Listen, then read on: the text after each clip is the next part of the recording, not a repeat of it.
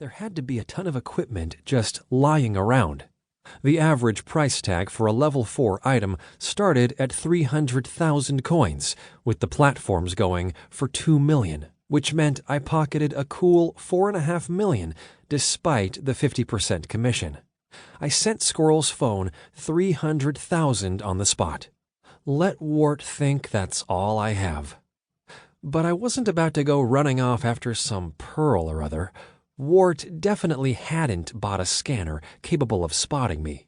While he knew quite a bit about the game on the phone, he didn't have the faintest clue about what was going on in the real world or how fast it all was changing. And that meant as soon as Olsen accepted the mission and gave me my reward, I was headed for the city. It was time to save Squirrel from the bastard.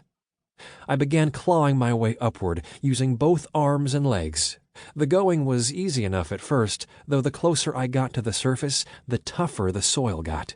Finally, I was at the point where it was basically ceramic. The temperature at the heart of the explosion had been so high that the humus had melted.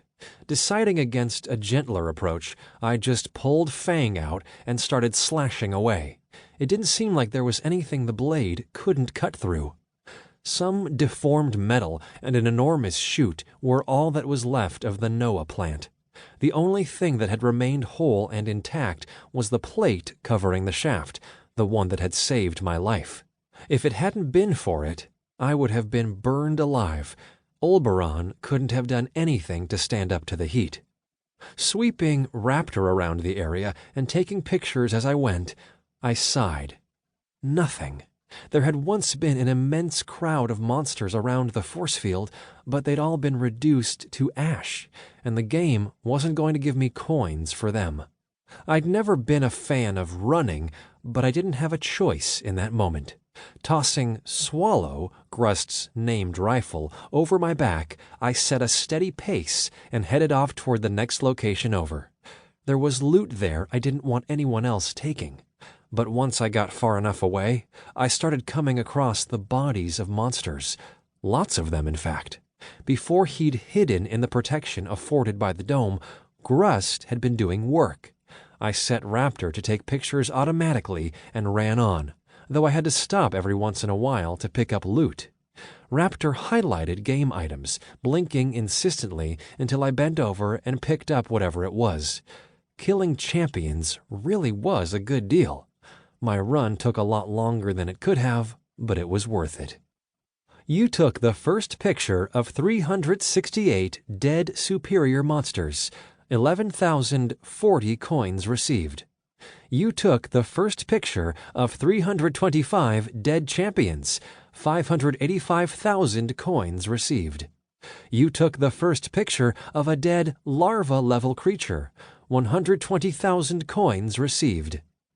There weren't any inferior monsters, though there were more than enough champions.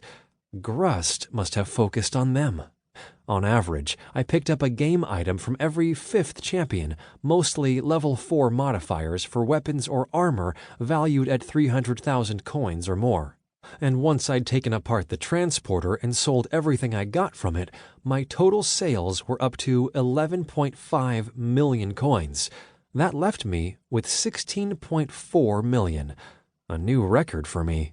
It had turned out to be a pretty good battle, definitely a profitable one. It was like Grust had known to keep the champions away from the dome. When I bring him back, I'll have to thank him. Aspen was 30 kilometers away, so I started looking around for a car. There were a ton of them out on the roads. When the game had begun, lots of people were out and about, and 3 weeks spent just sitting didn't really present a problem. There wasn't anyone robbing them, as everyone had either been eaten or turned into a monster. Of course, the changed themselves couldn't have cared less about transportation. The only times they did care were when there was food inside them or people hiding. I'd already seen several cars that had been torn apart. In the damn world of the changed, hiding wasn't an option. You fought or you ran. That was it. The truck engine roared to life like a buck in search of a doe, though that didn't bother me. There weren't any monsters left in the area. The game divided space into locations, or